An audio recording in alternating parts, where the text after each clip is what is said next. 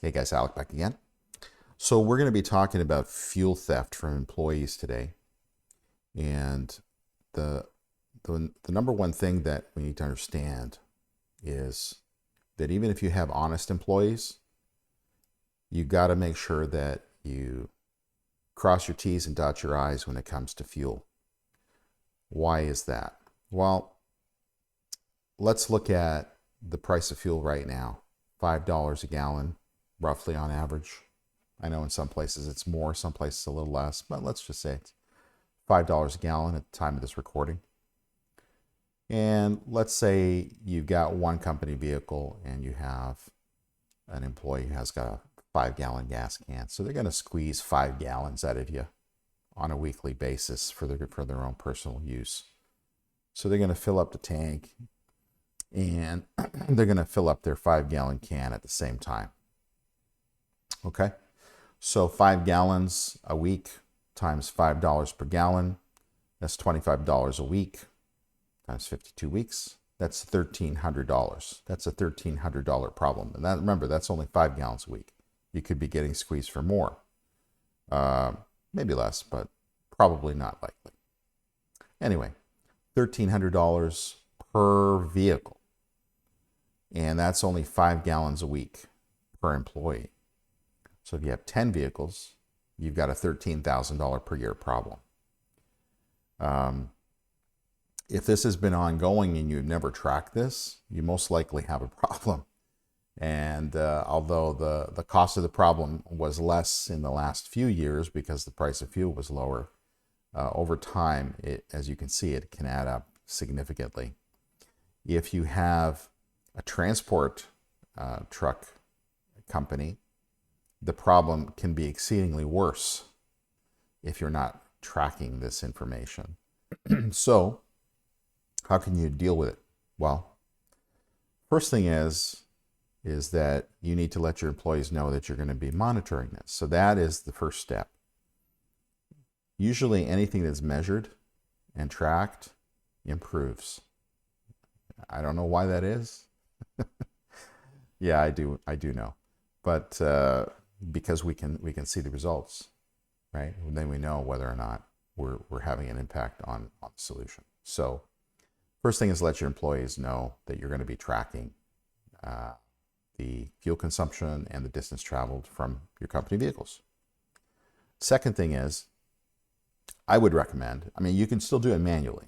So the manual way would be have your employees write down the mileage every time they fill up fuel, and then you can figure out how much fuel is used over whatever distance, get an average miles per gallon for each employee. But if you got more than one employee going into that particular vehicle or into particular vehicles, it's kind of hard to do that because who drove more, who drove less, it's pretty difficult to track. So how do you deal with that? I would recommend getting a GPS tracking system installed.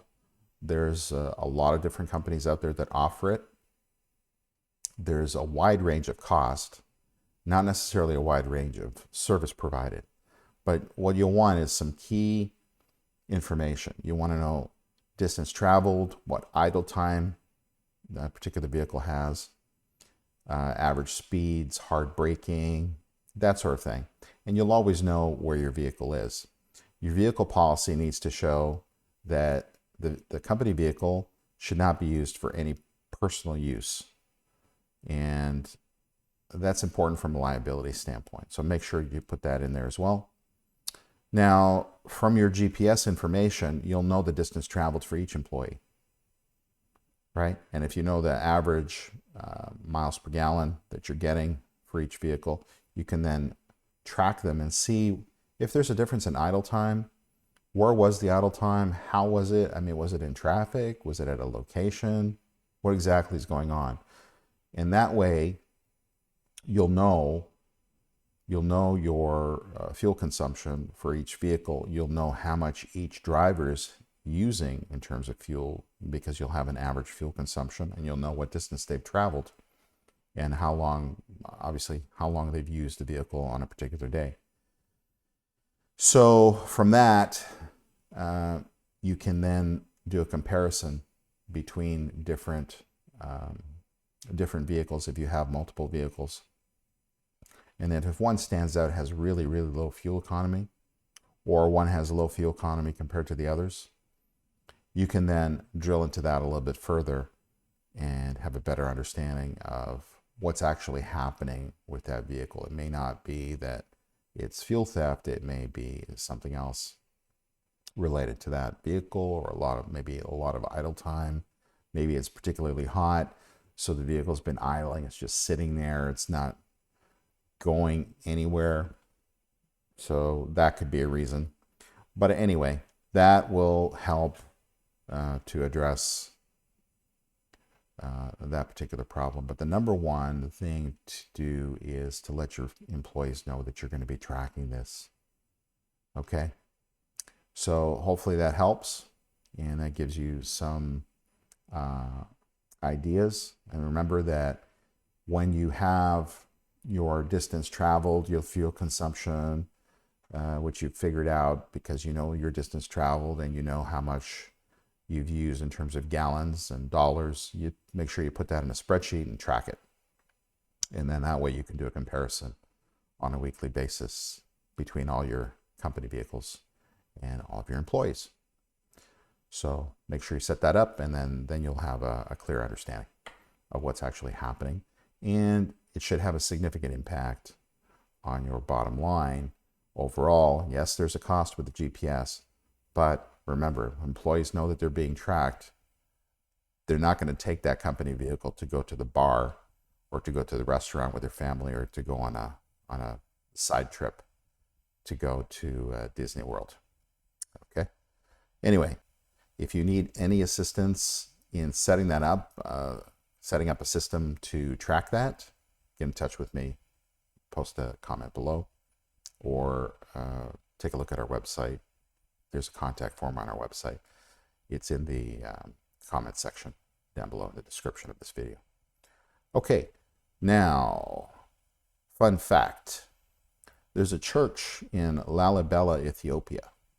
It's called the Church of St. George, and it was carved out of limestone, completely out of limestone, in the shape of a cross. The interior of the church has also been it's been carved out of limestone. So there's no bricks, there's no mortar, it's all limestone. It's pretty incredible, regardless of whether you're religious or not, how these people actually accomplish that. Okay, so that's all we have for today. If you have any questions, post your comments below. If you have any suggestions for future videos, any problems that you particularly have that you'd like me to address in a video, I will certainly take that into consideration. Post down below. And don't forget, if you like this video, give it a like. Don't forget to share, subscribe, and ring the bell for the latest videos coming your way. Till next time, keep raising your profit.